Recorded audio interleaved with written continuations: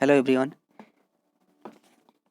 আজকের chapter acid base and salts. Okay, অম্ল ক্ষারক এবং লবণ, এটাও একটা ইম্পর্ট্যান্ট চ্যাপ্টার। ওকে, চলো এই চ্যাপ্টার থেকে আমাদের পরবর্তীতে তোমরা যখন নার্সিং পড়বে তখনও দেখবে অনেক ইউজ আছে। ঠিক আছে, বায়োকেমিস্ট্রি বলে যেই সাবজেক্টটা হয়ে থাকে, ঠিক আছে, বা শরীরের মধ্যে কীভাবে অম্ল ক্ষার এবং লবণের যে ভারসাম্য বজায় থাকে, ঠিক আছে, কী কী অম্ল আর ক্ষার আর রয়েছে আমাদের শরীরে, কীভাবে সেটার ব্যালেন্স হয়, মানে পিএইচ বলে একটা জিনিস আছে, সেই সমস্ত জিনিসগুলো আমরা আলোচনা করবো এখানে। ঠিক আছে, পরবর্তীতে সেটা খুব ইউজফুল, যার জন্য এখান থেকে কোশ্চেনও আসবেই, তোমরা এক্সপেক্ট করতে পারো। তাহলে ঠিক আছে, চলো প্রথম কথা হচ্ছে অম্ল, ক্ষার এবং লবণ কী জিনিস সেটা আমরা জানবো।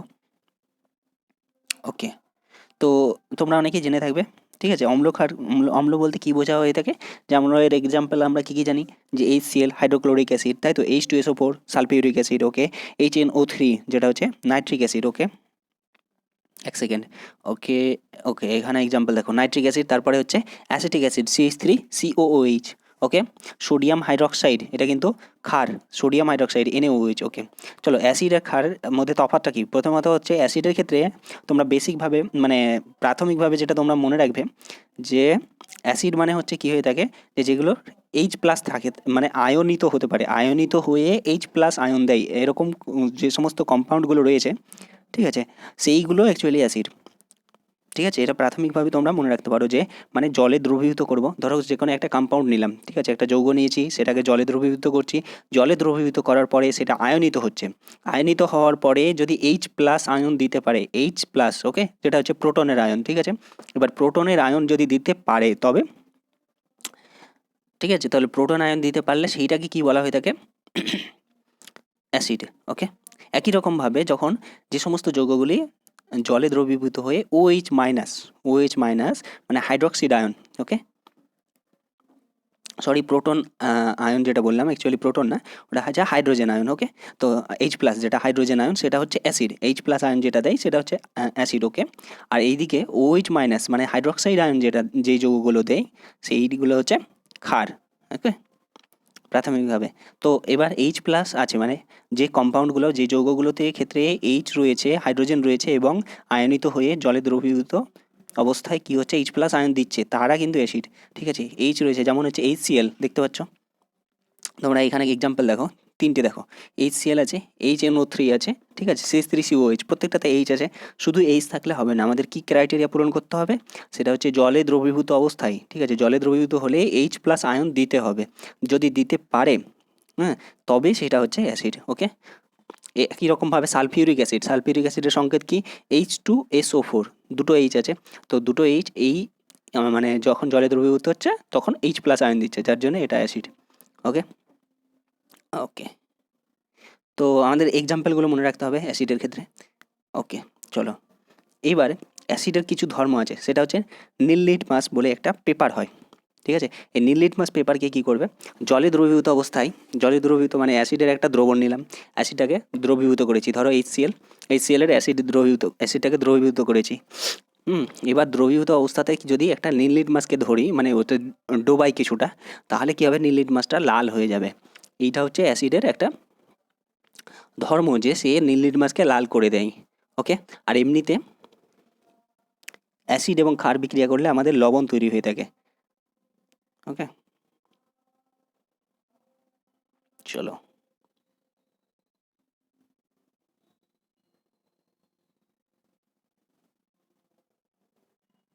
আচ্ছা, ক্ষারের এক্সাম্পল আমরা কি দেখলাম, তাহলে ক্ষারের ক্ষেত্রে কি হচ্ছে, OH- আয়ন দিতে পারে, মানে হাইড্রক্সাইড আয়ন।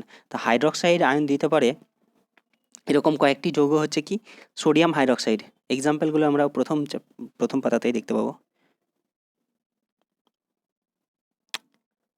দাঁড়াও এক সেকেন্ড। আচ্ছা, এখানে সংকেতগুলো দেখো, কী কী আছে, sodium hydroxide NaOH, calcium hydroxide CaOH ট্রয়েস। ওকে, তাহলে দেখো দুটোতেই কিন্তু OH রয়েছে, তাই না। আবার পটাশিয়াম হাইড্রক্সাইডের সংকেত কী দেখতে পাচ্ছি, KOH, OH আছে। ম্যাগনেসিয়াম হাইড্রক্সাইড MgOH ট্রয়েস, এখানেও OH আছে। আবার অ্যামোনিয়াম হাইড্রক্সাইড, সেটা হচ্ছে NH4OH, এখানেও OH আছে। এই OH-গুলো কী হবে, জলে দ্রবীভূত অবস্থায় OH- আয়ন হিসেবে দেবে, ঠিক আছে, মানে অ্যানায়ন দেবে, যার জন্য এদেরকে বেস বলা হচ্ছে বা ক্ষার। ওকে, এইবারে অ্যাসিড কি হলো, এইচ প্লাস আয়ন দিল, আর ক্ষার দিল ওইচ মাইনাস আয়ন। এরা যদি পরস্পর সংস্পর্শে আসে, মানে একটা দ্রবণে অ্যাসিড ঢেলেছি এবং ক্ষার ঢেলেছি, তাহলে দুটো থেকে কি আসছে, অ্যাসিড থেকে এইচ প্লাস আসছে আর ক্ষার থেকে ওইচ মাইনাস আসছে। এই এইচ প্লাস আর ওইচ মাইনাস যদি মিশে যায় তাহলে কি হবে, দুটো এইচ আর একটা ও, তার মানে কি হচ্ছে, এটা জলের সংকেত হয়ে যাচ্ছে, H2O। তাই তাই দেখা যাচ্ছে কি অ্যাসিড এবং ক্ষার বিক্রিয়া করলে অলওয়েজ কী হয়ে থাকে, আমাদের একটা জলের অণু তৈরি হয়, ঠিক আছে, H2O। আর তার সাথে আর একটা কী হবে, বাকি অংশ যেটা পড়ে থাকলো সেইটা জুড়ে গিয়ে লবণ তৈরি হবে, ঠিক আছে। এবার লবণের সংকেত কী হবে, ধরো HCl আর NaOH বিক্রিয়া করেছে, HCl আর NaOH বিক্রিয়া করলে HCl হচ্ছে অ্যাসিড আর NaOH হচ্ছে বেস মানে ক্ষার। তাহলে HCl আর NaOH বিক্রিয়া করলে H আর OH মিলে জল বেরিয়ে গেল, বাকি পড়ে থাকলো Cl আর Na, তো NaCl লবণ তৈরি হয়ে গেল, ঠিক আছে, যেটা কমন সল্টের মানে ফর্মুলা NaCl, তাই তো, কমন সল্ট আমরা যেটা ইউজ করে থাকি দৈনন্দিন জীবনে, সেইটা হচ্ছে NaCl তৈরি হয়ে গেল, তাই তো। তাহলে এইরকমভাবে লবণ তৈরি হয়ে যাবে। আবার একই রকমভাবে ধরো H2SO4 আর NaOH বিক্রিয়া করছে, তাহলে H আর OH মিলে জল বেরোলো, আর বাকি পড়ে থাকলো Na2SO4, এটা হয়ে গেল সোডিয়াম সালফেট, ঠিক আছে, সোডিয়াম সালফেট, এটা লবণ তৈরি হয়ে গেল। তাহলে অলওয়েজ অ্যাসিড এবং ক্ষার বিক্রিয়া করলে একটা জলের অণু তৈরি হবে, আর বাকি যে পার্টটা পড়ে থাকলো সেটা জুড়ে গিয়ে কি হবে, লবণ। ওকে, চলো। আচ্ছা, নীল লিটমাসকে লাল করে কে, অ্যাসিড, আর লাল লিটমাসকে নীল করে সেটা কি, ক্ষার, ঠিক আছে।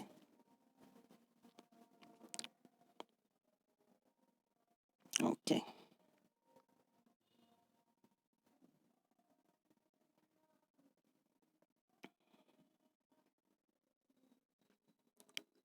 দেখো এই ফিগারটাতে কি ঘটনা ঘটেছে, জিঙ্কের টুকরোর সাথে সালফিউরিক অ্যাসিডের বিক্রিয়া ঘটানো হয়েছে। এবার এই টেস্ট টিউবটাতে, এখানে দেখো এই টেস্ট টিউবটাতে নেওয়া হয়েছে জিঙ্কের টুকরো, জিঙ্কের টুকরো নেওয়া হয়েছে, আর তার সাথে লঘু সালফিউরিক অ্যাসিড। তাহলে জিঙ্কের টুকরো মানে জিঙ্ক, Zn প্লাস হচ্ছে H2SO4। এইখানে বিক্রিয়া করলে দেখা যাচ্ছে হাইড্রোজেন গ্যাস বেরোচ্ছে, H2SO4 থেকে হাইড্রোজেন বেরিয়ে যাচ্ছে, মানে H2 বেরিয়ে যাচ্ছে, আর SO4 যেটা পড়ে থাকছে সেটা জিঙ্কের সাথে জুড়ে গিয়ে জিঙ্ক সালফেট তৈরি করছে। জিঙ্ক সালফেট হচ্ছে সল্ট হিসেবে থাকবে এখানে, মানে দ্রবীভূত অবস্থায় থাকবে, টেস্ট টিউবের মধ্যে থাকবে, কিন্তু হাইড্রোজেন যেহেতু গ্যাসীয় পদার্থ সেটা কী করবে, সেটা উদ্বায়ী হয়ে এখান দিয়ে এই পথ দিয়ে নির্গম নল, দেখো নির্গম নলের মধ্যে দিয়ে বেরিয়ে আসবে, বেরিয়ে এসে হাইড্রোজেন গ্যাসটা বুদবুদ আকারে এখানে বেরোতে রয়েছে এই বিকারটাতে, তাই তো। এই বিকারে দেখতে পাচ্ছ বুদবুদ আকারে হাইড্রোজেন গ্যাস বেরোচ্ছে। এবার হাইড্রোজেন গ্যাসটাকে আমরা মানে কীভাবে বুঝবো যে এটা হাইড্রোজেন গ্যাস, সেটা বোঝার জন্যে হাইড্রোজেন গ্যাসের আবার দহন করতে পারি, মানে হাইড্রোজেন গ্যাসটা মোমবাতি থেকে দহন করলে পপ শব্দে হাইড্রোজেন গ্যাসের দহন হয়, ঠিক আছে। তাহলে এই সমস্ত রিয়াকশানটা হচ্ছে, তাহলে জিঙ্ক এবং সালফিউরিক অ্যাসিড বিক্রিয়া করলে হাইড্রোজেন গ্যাস নির্গত হয় আর জিঙ্ক সালফেট তৈরি হয়, যেটা হচ্ছে জিঙ্ক সালফেটের সংকেত কি, Zn SO4। ওকে,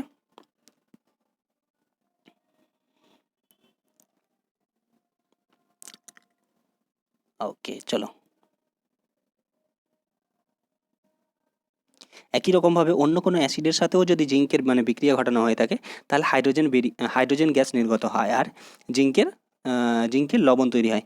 এখানে দেখতে পারো তোমরা যে এখানে কিন্তু ক্ষারের সাথে বিক্রিয়া ঘটানো হয়েছে, ক্ষার NaOH নেওয়া হয়েছে, তার সাথে জিঙ্কের বিক্রিয়া ঘটানো হয়েছে, সেই ক্ষেত্রেও দেখা যাচ্ছে হাইড্রোজেন গ্যাস নির্গত হচ্ছে আর সোডিয়াম জিঙ্কেট, এটা একটা লবণ তৈরি হচ্ছে।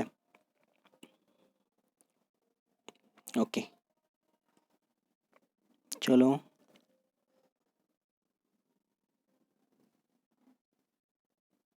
অ্যাসিড এবং ক্ষার, ওকে, লবণ এবং জল দুটো বলেছি।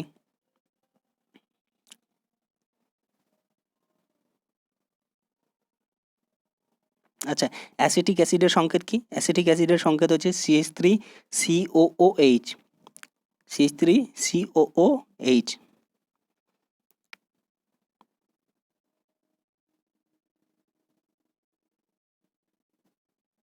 আচ্ছা, পিএইচ এর ধারণাটা আমাদের খুব গুরুত্বপূর্ণ। পিএইচ এর ধারণাটা কি, দেখো এখানে একটা এটা দেখো, পিএইচ হচ্ছে একটা পরিমাপ পদ্ধতি। পরিমাপ পদ্ধতি কিসের, কতটা মানে একটা অ্যাসিড নিলাম একটা ক্ষার নিলাম, এবার কোনটা বেশি অ্যাসিডিক, বা কোনটা বেশি ক্ষারীয়, সেইটা আমাদের জানার জন্য পিএইচ এর মানের দরকার পড়ে। মানে ধরো HCl নিয়েছি, সেটাকে দ্রবীভূত করলাম, দ্রবীভূত করার পরে ওই দ্রবণের পিএইচ কত হলো, সেই পিএইচ এর মান থেকে আমরা বলতে পারবো যে সেইটা কতটা বেশি অ্যাসিডিক। মানে একটা দ্রবণের HCl এর দ্রবণ নিয়েছি আর একটা নিয়েছি আমাদের সালফিউরিক অ্যাসিডের দ্রবণ। এইবারে যেটার ক্ষেত্রে পিএইচ হচ্ছে কম, যেটার ক্ষেত্রে পিএইচ কম সেইটা অ্যাকচুয়ালি বেশি অ্যাসিডিক। ঠিক আছে, এটা মনে রাখবে, পিএইচ যত কম হবে অ্যাসিডিক তত বেশি, অ্যাসিডিটি তত বেশি। পিএইচ যত কম হবে অ্যাসিডিটি তত বেশি। পিএইচের মান কত হয়ে থাকে? সাধারণ টেম্পারেচার আমাদের রুম টেম্পারেচারে পিএইচের মান হতে পারে 0 থেকে 14 এর মধ্যে। কত? 0 থেকে 14 এর মধ্যে, 14, ওকে, 0 to 14। এইবার 0 to 14 মধ্যে 0 to 7 পর্যন্ত হচ্ছে অ্যাসিডিক, 0 to 7 পর্যন্ত অ্যাসিডিক, 7 থেকে 14 পর্যন্ত সেটা হচ্ছে ক্ষারীয় বৈশিষ্ট্য। মানে কারো যদি পিএইচ হচ্ছে ধরো 6.5, তার মানে 7-এর মধ্যে হলো, 0 to 7-এর মধ্যে হলো, তাহলে সেটা হচ্ছে অ্যাসিডিক। এইবারে কারো হচ্ছে পিএইচ 8.9, তাহলে 8.9 7 ক্রস করে গেছে, তাহলে সেটা হচ্ছে ক্ষারীয় চরিত্র। ঠিক আছে, তাহলে সেই কম্পাউন্ডটা হচ্ছে ক্ষারীয়, এরকমভাবে আমরা বলতে পারি।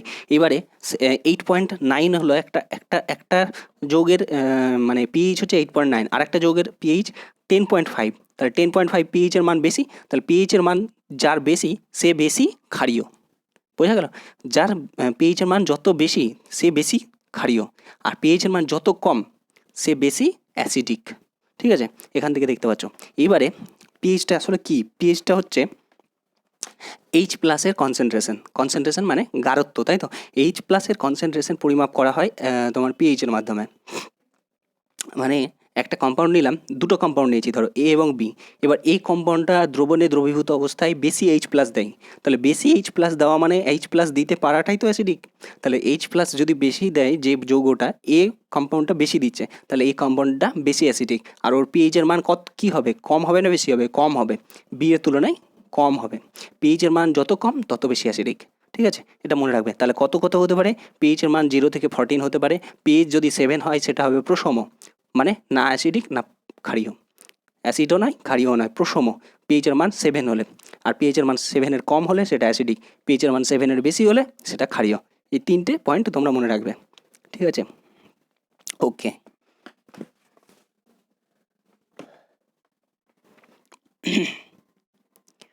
চলো, আচ্ছা, পিএইচের মান 7 সেটা হচ্ছে বিশুদ্ধ জল। বিশুদ্ধ জল যদি আমরা নিই, বিশুদ্ধ জলের ক্ষেত্রে পিএইচের মান কত হয়ে থাকে? 7, মানে প্রশম হয়ে থাকে। বিশুদ্ধ জল প্রশম, কিন্তু আমরা দৈনন্দিন জীবনে যে মানে জলটা ব্যবহার করছি সেই জলটা তো বিশুদ্ধ না, তার সাথে কিছু আরও অন্য কোনো মানে এলিমেন্ট, ঠিক আছে, অন্য কোনো এলিমেন্ট বা অন্য কোনো তোমার আয়ন মিশ্রিত অবস্থায় থাকতে পারে। ঠিক আছে, মাইক্রোনিউট্রিয়েন্টস এগুলো বলে থাকি। তো সেই জন্যে পিএইচের মানটা হেরফের হয়, মানে পিএইচ 7 থাকে না, জলের যেটা নর্মাল পিএইচ 7 প্রশম হওয়ার কথা সেটা মেনটেন হয় না। ওকে, এবারে আমাদের একটুখানি আলোচনা করা দরকার যে এটার অ্যাপ্লিকেশনটা কি। অ্যাকচুয়ালি কী হচ্ছে, আমাদের শরীরে বিভিন্ন আয়ন রয়েছে, ঠিক আছে।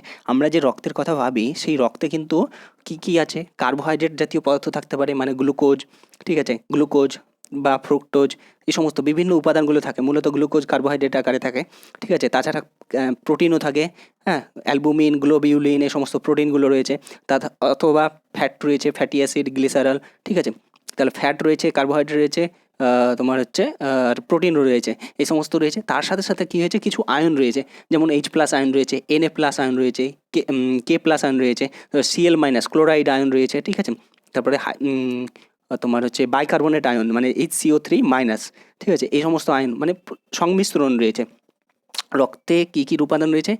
কার্বোহাইড্রেট, প্রোটিন, ফ্যাট রয়েছে, তার সাথে সাথে বিভিন্ন আয়ন রয়েছে।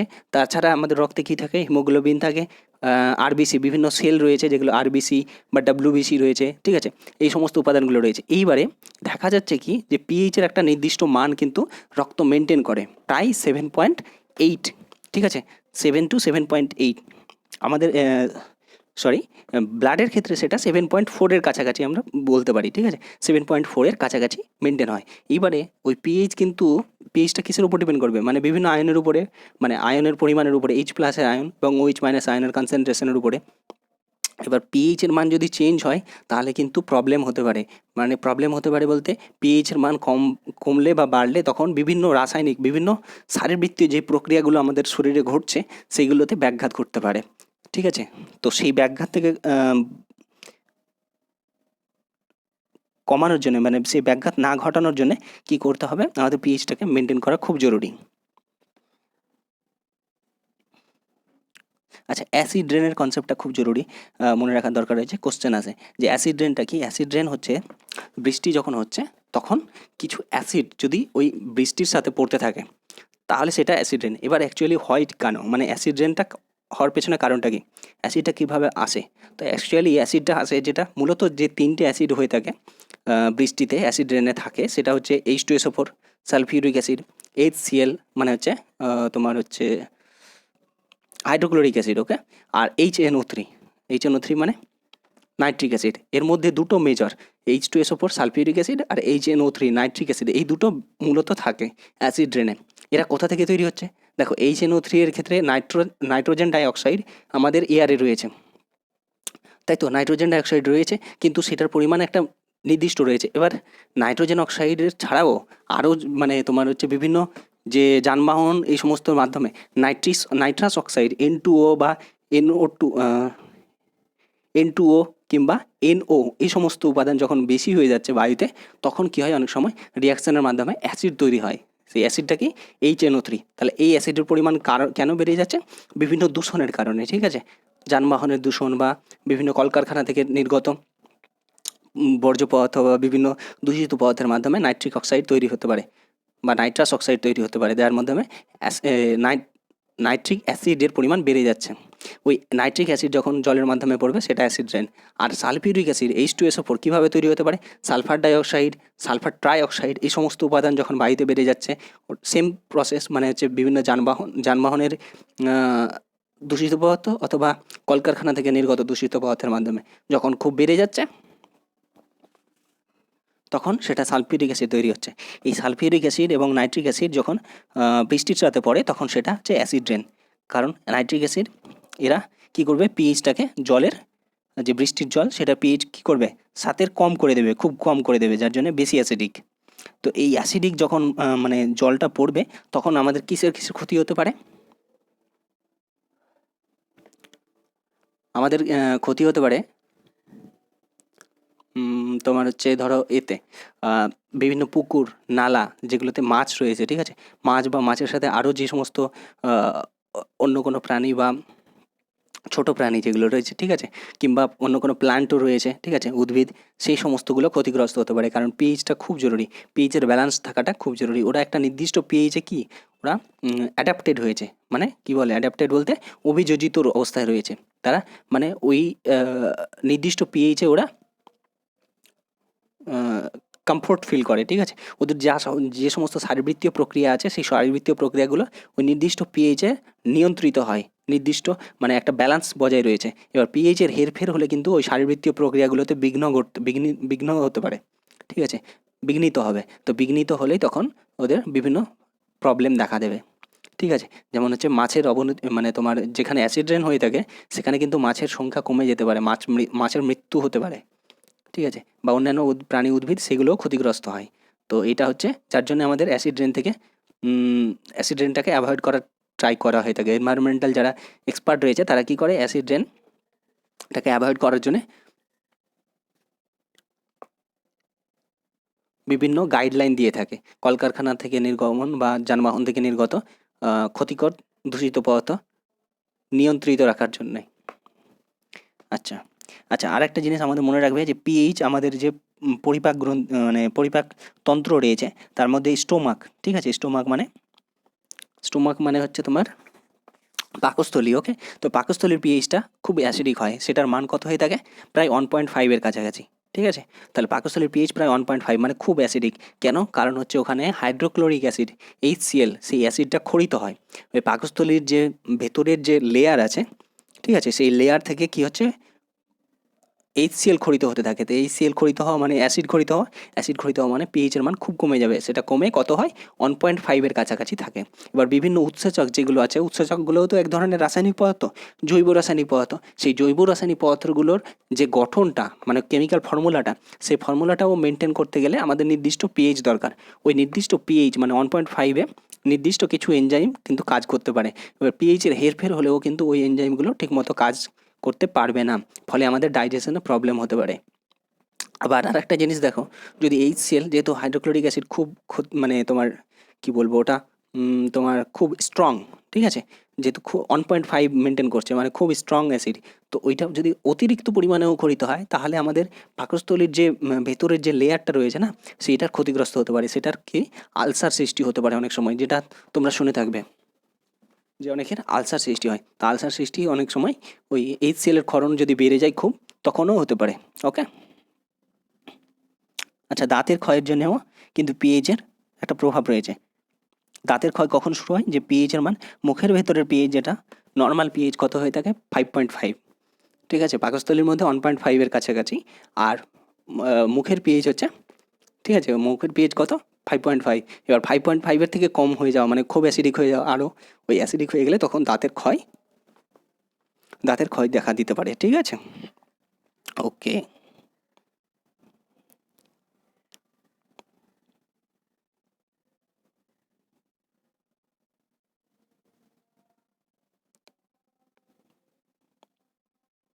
আচ্ছা, এই জায়গাটা তোমরা এইখান থেকে অনেক সময় কোশ্চেন দেয়, এই চারটা তোমরা দেখে নাও।